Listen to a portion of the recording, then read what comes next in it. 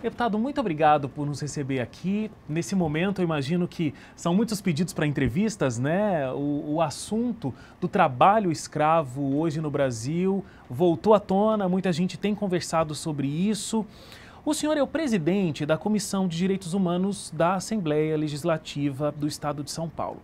E uma das grandes lutas é contra o trabalho escravo. Agora, eu imagino que muitas pessoas pensem que isso é algo que nem existe mais, né? Que houve a abolição da escravidão e hoje não existe mais o trabalho escravo. Não é bem assim, né? Exatamente, Wagner. E assim, é lamentável, primeiro, antes de mais nada, dizer da alegria de poder estar participando do programa e de poder ter esse espaço e da gente poder estar aqui conversando. Na verdade, é uma honra. Mas, por outro lado, triste a gente estar conversando sobre o que a gente está conversando. Sim. Na perspectiva de que o Brasil, que se transformou numa referência mundial, segundo organismos como a Organização Internacional do Trabalho, no combate à escravidão contemporânea, à escravidão moderna, agora, com a portaria recente do ministro do Trabalho, que muda completamente o conceito de escravidão moderna no Brasil, está se transformando num caso de vergonha mundial, né? A gente voltou a discutir escravidão parecida com escravidão colonial. Você estava falando que a maioria das pessoas imagina que a escravidão acabou. A má notícia é a seguinte: a escravidão não acabou. Não, a escravidão não acabou. A maioria das pessoas imagina que com a abolição da escravidão em 1888, e o Brasil, é sempre bom a gente lembrar que o Brasil foi o último país no mundo a formalmente abolir a escravidão. E eu digo formalmente porque a gente aboliu a escravidão, mas a escravidão não acabou. Porque o que de fato aconteceu é que a escravidão se modernizou. Ela não foi erradicada, ela mudou a metodologia. O que a gente não tem mais é aquela escravidão com a bola de ferro no pé, com o chicote nas costas, ou mesmo com a possibilidade formal de compra e venda de seres humanos. Mas a escravidão hoje no Brasil se dá, por exemplo, com o impedimento das pessoas de irem e virem, claro, com um mecanismo que se dá, que é o mecanismo da servidão por dívida, por exemplo. Vou te dar um exemplo. Como é que isso funciona? Por exemplo, um trabalhador imigrante que chega ao Brasil vai, por exemplo, trabalhar numa oficina de costura. Trabalha durante um mês, quando vai receber seu salário no final do mês, pode ser numa oficina de costura, pode ser num outro espaço, como uma fazenda, um sítio, enfim, num espaço de produção rural, vai receber o seu salário, depois de ter trabalhado um mês. A notícia que ele recebe: olha, infelizmente eu não vou poder te pagar porque você está devendo a sua acomodação, você está devendo a sua alimentação, você está devendo a sua documentação, você está devendo o transporte, você está devendo isso e aquilo. Ao invés de eu te pagar 300 ou 400 reais, que seria aquilo que eu te pagaria, você está me devendo 3 mil. E aí aquilo vai se acumulando mês a mês de uma maneira que aquela pessoa perde a capacidade de pagar aquilo e se transforma numa relação de servidão por dívida, numa relação análoga à escravidão. E é tão impressionante, né? Porque quando a gente acompanha algum tipo de reportagem que retoma esse assunto, coisa do tipo, a gente pensa como é que as pessoas elas acabam se deixando levar por essa situação.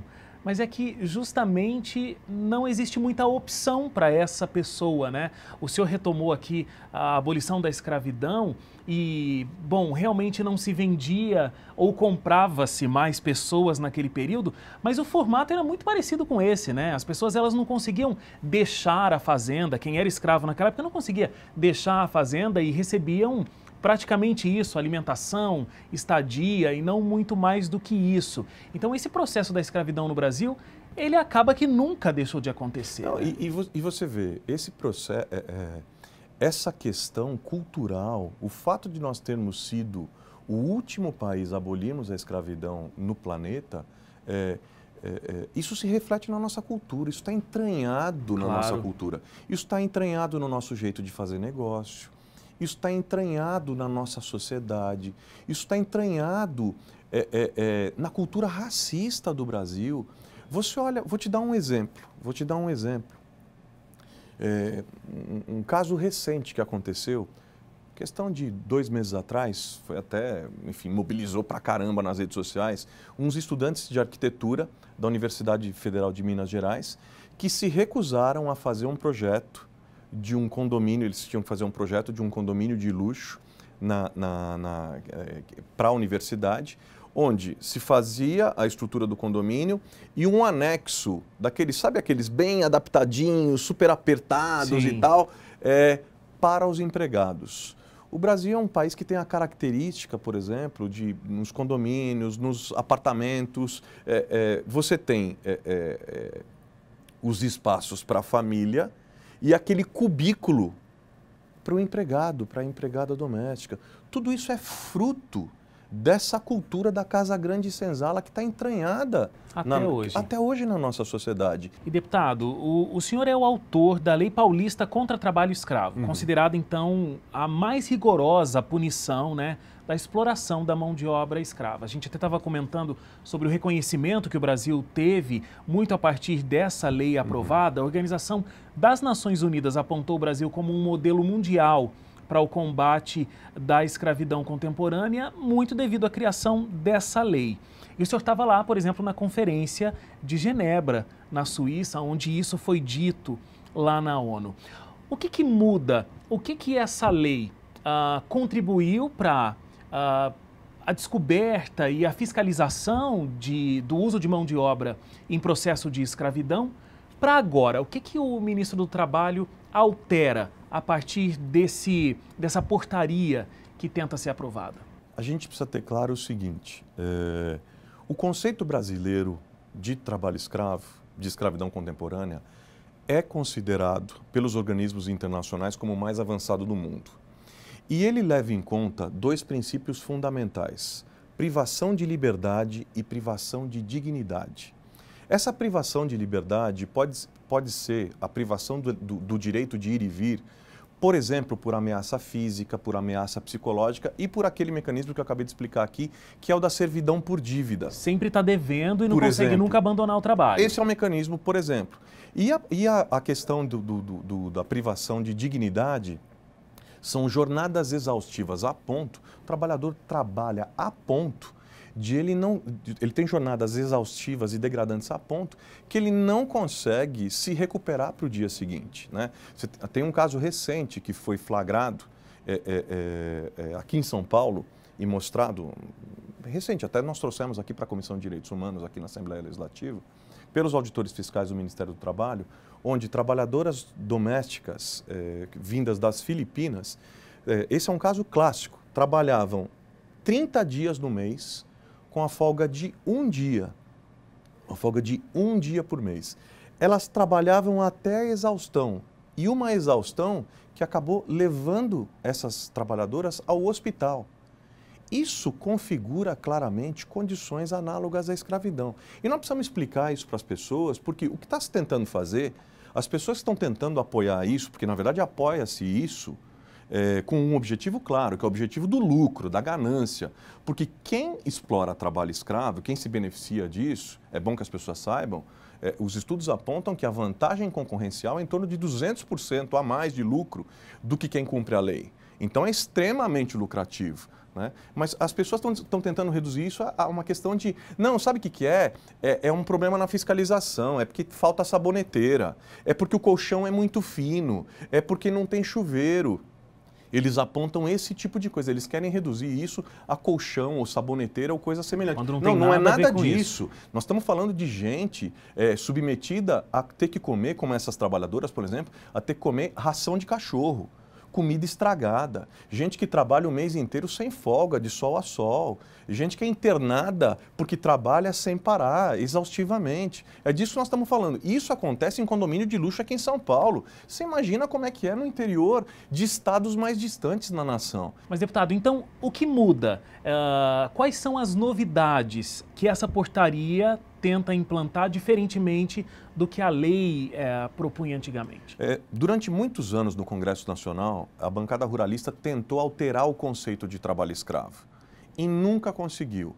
O que acontece de fato agora é que, através dessa portaria, numa canetada só, uma pessoa só, um homem só, conseguiu alterar esse conceito. Ele retira poder por exemplo, dos auditores fiscais, dizendo que o auditor fiscal, para ter o flagrante, agora precisa também de uma autoridade policial. Então, ele retira o poder de um técnico, tira o critério técnico e precisa ter uma autoridade policial junto. Junto com isso, para entrar, quem foi flagrado para entrar na lista suja, que é um mecanismo de transparência, que tem sido extremamente combatido, porque eles não querem transparência ao longo, especialmente dos últimos 2 anos, para entrar na lista suja, também não é mais por ato administrativo, tem que ser uma coisa que tem que passar pelo critério político do ministro, então não é mais única e exclusivamente critério administrativo, passa pela política, e aí uma série de mudanças. Então, assim, com essa desconfiguração do critério de trabalho escravo, você prejudica todas as outras leis que coíbem a prática do trabalho escravo em todo o país. E isso tem impacto direto, por exemplo, na aplicação da minha própria lei aqui no Estado, que é uma lei que está sendo copiada, que já foi copiada e aplicada em outros 6 estados brasileiros, que é uma lei considerada pela Organização das Nações Unidas como referência mundial hoje, como a mais moderna e a mais eficaz no enfrentamento à escravidão moderna no âmbito estadual, no mundo todo. Por quê? E o que ela propõe? Ela propõe o quê? Ela propõe a cassação do registro de ICMS, na prática, o fechamento dos estabelecimentos que forem flagrados explorando o trabalho escravo diretamente ou na sua cadeia produtiva. Isso é muito importante como mecanismo de inibição da exploração dessa prática. O fato é que aqui em São Paulo, o que aconteceu? Com isso, a gente começou a ter um ciclo extremamente, eu diria, um ciclo positivo no sentido das empresas que trabalhavam na clandestinidade procurarem se adequar a um novo modelo de negócio, a um novo padrão de negócio, a um padrão de negócio com transparência, a um padrão de negócio que leve em conta a dignidade do trabalhador, a um padrão de negócio que leve em conta a dignidade não apenas, a qualidade não apenas do produto, mas também a qualidade com que aquele produto é feito sob o ponto de vista da qualidade de vida e dos direitos humanos de quem produz aquilo. Claro. E num momento como esse que no Brasil a gente fala tanto da corrupção política, a gente está tendo aí, olha, empresários promovendo uma alta corrupção, né? Se utilizando de material humano, inclusive. Sem dúvida, sem dúvida. E num momento que a gente fala tanto de transparência. Exatamente. Transparência, porque na verdade as leis que tratam a questão do trabalho escravo, elas vão na direção do que há de mais moderno no mundo, que é a transparência da cadeia produtiva. Quem compra quer saber como é produzido, de onde vem. Hoje em dia, os países desenvolvidos, nos países desenvolvidos, há cada vez mais uma cultura do consumidor no sentido de as pessoas se perguntarem: quem é que produziu minhas roupas? De que forma as minhas roupas foram produzidas? De onde elas vêm? De que maneira foi produzido o meu alimento? Aquilo que eu visto, aquilo que eu calço? Enfim, isso são valores. E aí muitas vezes as pessoas me perguntam assim: mas a gente ter elementos de repressão mais fortes, de fiscalização mais fortes das empresas, isso não acaba prejudicando a economia? Muito pelo contrário. Claro. Isso favorece, por exemplo, a exportação do produto brasileiro para mercados que valorizam esse tipo de coisa. Então, isso é muito positivo. Agora, também não adianta a gente ter as leis mais efetivas, a fiscalização mais rigorosa, se a gente não tiver uma postura da sociedade de repulsa com relação a esse tipo de prática, de boicote com relação a esse tipo de comportamento das empresas que a gente não pode mais aceitar. Claro. Agora, o senhor comentou sobre outros países e em outros locais aí, Europa principalmente, quando existe uma fiscalização muito forte desse tipo de prática, há também todo um apoio, um suporte para as vítimas. Aqui no Brasil isso ainda não acontece efetivamente, né? Então, na verdade, quando a gente fala de combate ao trabalho escravo, a gente tem sempre que olhar sobre 3 aspectos fundamentais. A gente estava falando sobre o aspecto da repressão, que são leis mais rigorosas, e a fiscalização, e nisso o Brasil é muito bom, a gente tem a lista suja, que é a lista onde entram as empresas que foram flagradas, Ok. ou a Lei Bezerra, que era o que eu estava dizendo, que a minha lei que funciona aqui em São Paulo está se espalhando pelo Brasil, que fecha as empresas, ou a PEC do trabalho escravo, enfim. A gente tem várias leis no país que funcionam de uma maneira muito efetiva, o próprio conceito brasileiro de trabalho escravo. Então, você tem os mecanismos de repressão que têm o seu papel.